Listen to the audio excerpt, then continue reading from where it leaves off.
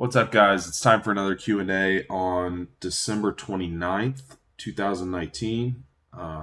This week I did another topic-specific Q&A. It was supposed to be on training, recovery-related questions, though it seems when I do the topics, people don't really read the posts, and the questions are kind of scattered again, so that's okay.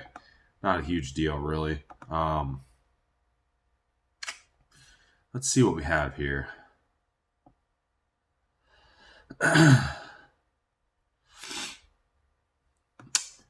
Resetting after the holidays. Would you change anything, like adjust carbs, cardio, or just jump back into your plan?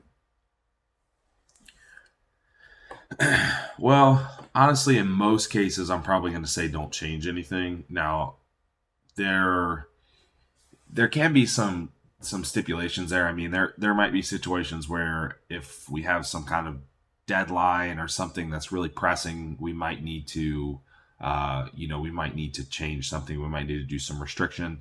Something as simple as doing fasting for a day, even 24 hours. I mean, that's a super easy way. Fast for 24 hours. That eliminates the entire caloric load for the whole day. And that's a really easy way to create an energy deficit with 2, 3, 4,000 calories, or whatever you're eating. So that could be something you do. Or it's going to be, people can do cardio and stuff if they want. That's fine. You're going to be doing a lot of cardio to offset anything significant. So it might be easier. Caloric restriction is probably going to be more effective in that regard. That's just, like I said, but that's if something absolutely needs done. Now, if it doesn't, then I don't really like to do anything because I just don't like to create those habits. I just don't think it's necessary. And it's honestly not that hard, unless you're just eating like a complete idiot. It's not that hard to work around things and kind of create some cushion. Don't have as many meals those days. If you're eating out at a family's house or whatever it is, even twice, you can just don't eat any other meals during the day. Just have those 2 meals and don't eat any other meals outside of that. That's going to help create a lot of cushion there. So something as simple as that would help tremendously. All right. But yeah, I just don't like to create bad habits there when it's just easily preventable with something as simple as, like I said, just lowering meal frequency. HRV Trackers, Oura Ring, Whoop, I think it's called Whoop, etc. What are the advantages, disadvantages of each, and would be the best overall for someone wanting to implement measuring HRV to recover better? I don't, what? I'm going to be honest. I haven't completely researched the Whoop, even though I know I do have a couple clients that use it and they give me data from it, but they're pretty much giving me the same data as they give me from the Oura. So I don't really think you can go wrong with either. They're both, from what I understand, they're both pretty simple. I use the Oura Ring. I have my Oura Ring on right now, pretty much wear it all the time. And yeah, it's easy. You don't have to do anything. It tracks the sleep in terms of deep sleep, REM sleep, total sleep, overall restfulness, sleep time, and then it gives you the other recovery variables, the HRV, resting heart rate, and to my knowledge, they both have pretty similar features. So maybe compare prices, and if one has a feature that the other one doesn't and that you might want, then go with that one. The Oura Ring also tracks steps and a lot of the physical activities too that you might get from something like a fitness, like a band, like a Fitbit or something, right? So you're getting all those things in there. I really don't think you can go wrong with either, to be honest. They are useful. I've had good experiences with them. Now, it's not the end all be all in terms of how I treat someone's programming. Like, I'm not going to just say, just because we have a their HRV is not as good one day, that I'm going to tell them not to do anything. But it definitely does help connect the dots. Like I'm going to look at multiple variables. If I'm noticing a trend in like resting heart rate keeps increasing, HRVs is looking worse, and and and we're seeing just trends, the negative trends, along with them feeling generally not very good or not progressing well or whatever it might be. I can start connecting the dots. So it definitely helps, and it gives, some people need some actual data. Like you can't really fool these trackers. You know what I mean? Like the data is there. If people are maybe too biased in terms of the way they feel, I always use the term subjective well-being. Like they think they feel good and they say that they feel good. Maybe they're reporting to me in an update and their comments are good and their feedback is generally good or okay or whatever, but it's just not adding up. Now, if I have data like one of these rings or bands, then I'm like, look, this is what the data says. It does not add up, but it does definitely go along with what I'm seeing in terms of your results. So, it gives you something to be more objective with. But I don't see a problem with either, to be honest. I know that the technology is good on both of them from what I understand.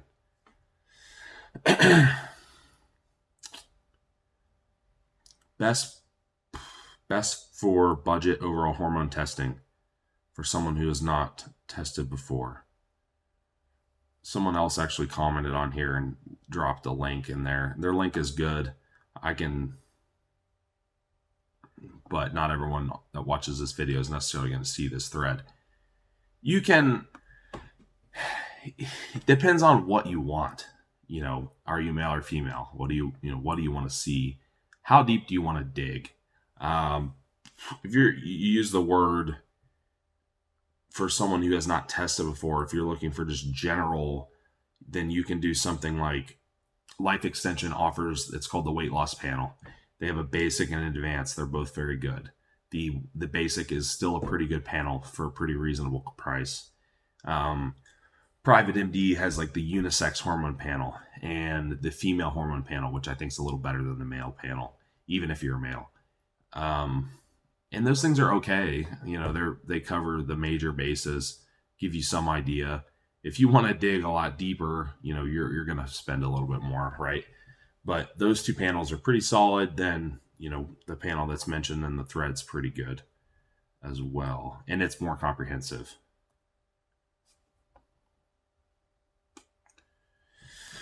All right. What would be causing severe muscle cramps post-workout only in the muscle that had been trained? Fluid intake is good. Electrolytes good. Could it simply be a result of trauma to the muscle from hard training? Excuse me. Some context. It only happens in the muscle that I just trained. And it only happens that same day after I finish training. The day after, it will be gone.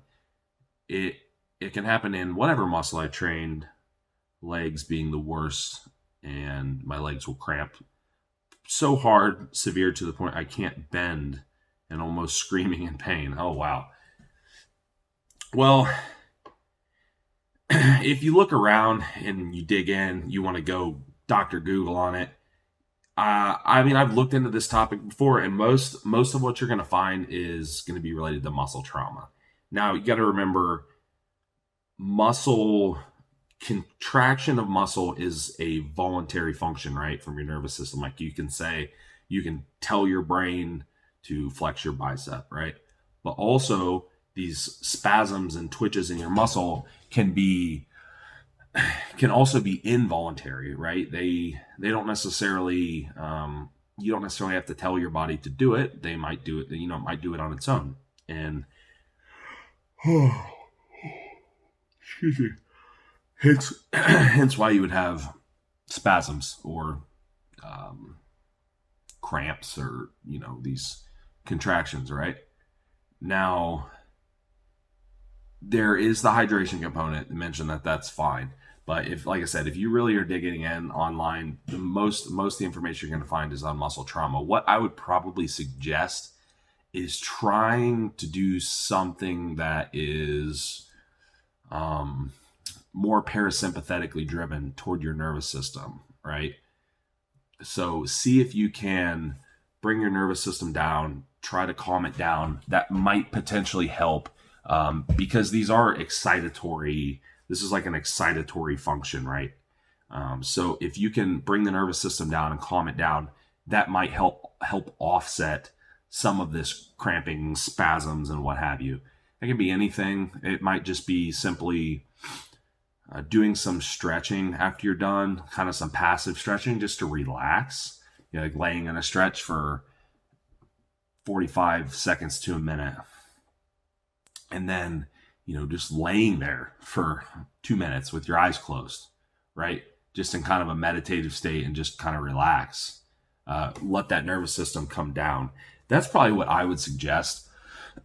Trying that. I don't find that this is a hydration issue with a lot of people, especially like drinking intra-workout shakes and things like that. They're just getting a lot of fluid and electrolytes. It's normally not the problem, but I do get these spasms too, and I need to really like calm down and let the nervous system calm down.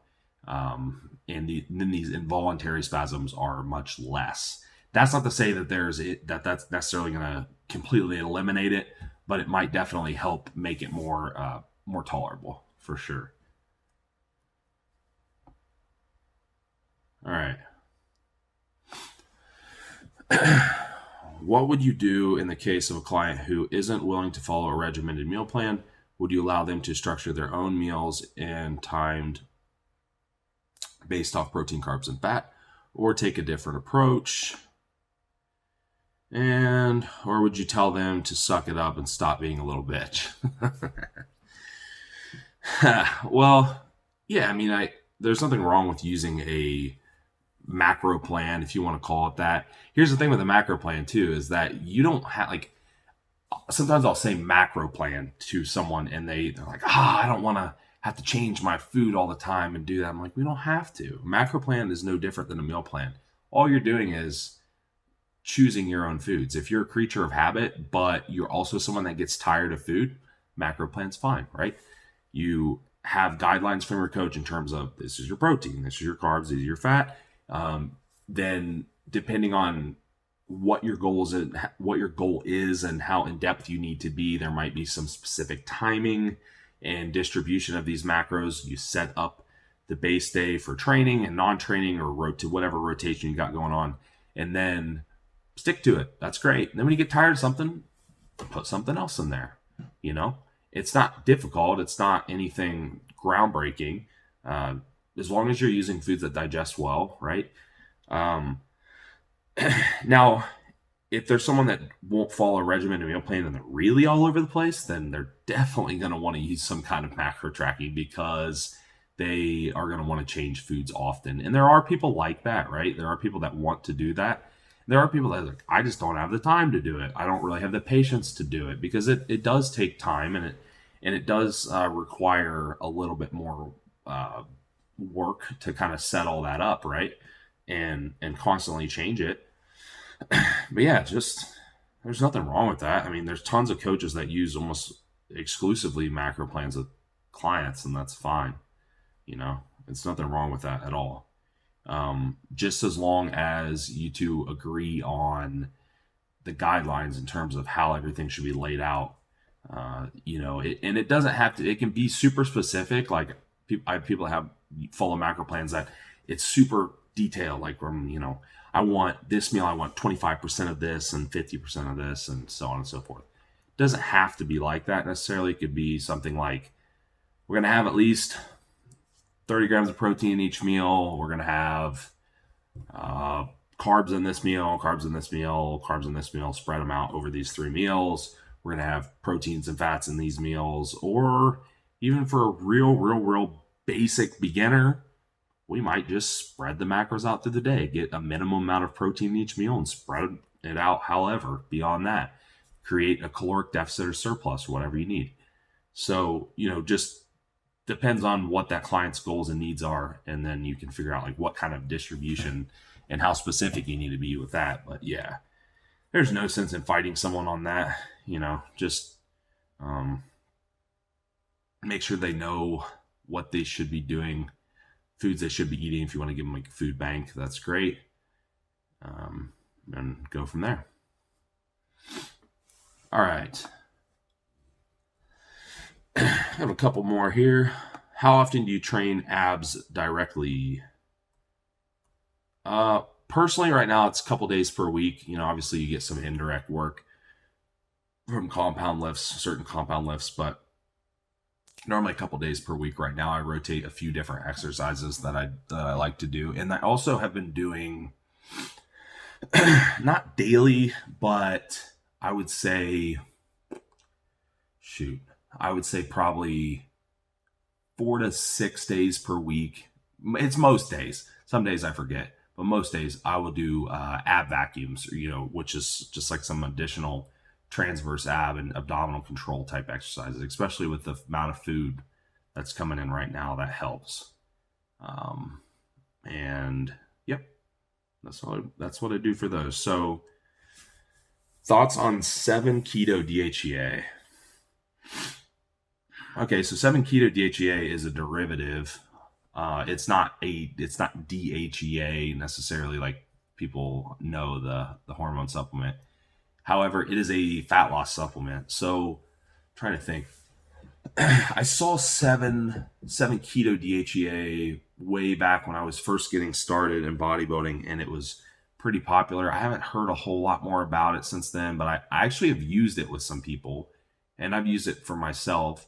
Where I find it useful is people that have some really severe hormonal or metabolic adaptations. So if I remember correctly, it showed an increase in T3, and it showed pretty much to help combat the negative metabolic slowdown that a lot of people get from prolonged calorie deficits, right? Or extreme calorie deficits. So in that regard, it's useful. If that's something that is difficult for you or is, a problem for you, it might be worth trying. It's not, I'm trying to think, most natural organizations, I think it's still legal. You'd have to double check. There might be some that banned it, but I know it was still legal in a lot of them. And yeah, that's what it does. I'm pretty sure, probably go on examine.com, and they probably have it on there too, but I'm pretty sure that higher serum T3 levels, and then also just an overall decrease in metabolic adaptions. So just, help prevent those, and who doesn't want that, right? All right. All right, last one. Well, there's 2 here actually, but if someone is insulin resistant and beta cells aren't working properly, could that have an effect on the efficacy of clenbuterol, given it's also beta cell reactive? Different, obviously, being cardiac and pancreatic cells, but in theory, what do you think? No, I don't think that there's going to be an interaction there. It's not. You're talking about 2 different systems, right? Because it is a beta cell. It's a beta cell drug, right? Like yohimbine would be an alpha cell primarily, but it's acting on certain cells in certain areas. It's not, its main goal it's to release fat from those specific areas, not in your pancreas necessarily. Though you do have fat around your organs, right? And you can lose fat around your organs, but no, plus at the same time, if you're using a fat loss agent like that, and I would say you're probably going to want to use it later in a fat loss phase, not like something you necessarily want to use like right out of the gate. And you shouldn't really be insulin resistant at that point anyhow, right? If you're in a caloric deficit and you're losing body fat, you're just going to become more and more insulin sensitive. At least you should be, unless there's another underlying issue, stress or what have you. But no, it would be fine. Oh my. Okay. Women's bodybuilding returning to the Olympia in 2020. Yes, I've heard this too. I don't know if it's true or not, but what if a man identifies as a female and competes? I'm just saying that's the can of worms that has been opened in this decade of sports thought. I don't know what their policies are on that. I would assume that it would not be allowed, because I would assume that it would have to be what that person is biologically and what they were born as. Now, if they have gone through a full sex change, that's maybe a little bit different, and that poses a very difficult situation, because maybe, you know what, and I'm not an expert on this in terms of like legality of things. Like I don't know how the whole process works, but if someone has gone through the whole thing and had their whole identity basically switched and they're now a male, or they're now a female, and if they were male, then that's a very difficult situation, because if they're legally now a female, it could be harder for an organization to stop them from competing without causing some kind of like fuss, right? But at the same time, I don't know what kind of policy the IFBB has on this. I know that there are some transgender bodybuilding categories or shows that have had it pop up. I've seen photos of these things. Oh, excuse me, guys. Oh, what? Good training session today. Yeah. But yeah, I honestly don't know what their policy is, and I don't know how it would be treated. But a man simply identifying as a woman without any kind of sex change procedure, that's good. That I would think that would be a very difficult sell to enter themselves in that category, and unless they've had like a full sex change and gone through hormonal change. And even then, they're still going to be at an advantage, because they're still have had all that testosterone for a lot of their life, right? They're still going to be more muscular, usually, right? So it's going to be unfair in any case. I would hope that it wouldn't be allowed, simply because it's just not going to be, it wouldn't even be on the same playing field. And, I don't know that they would be marked down. Maybe. I don't know. I mean, I don't think you could be too big for bodybuilding, right? And women's bodybuilding isn't really like, the feminine component's not really like a huge deal there, because they're going for more more maximal muscularity, right? Because it is bodybuilding.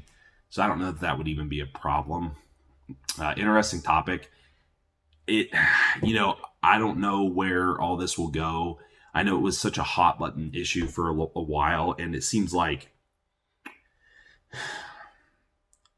I don't get in the middle of this stuff, but like I feel like some of this may die down a little bit, because it was kind of an attention grab. But no, I mean, there's genuinely people out there that have these gender identity issues, right?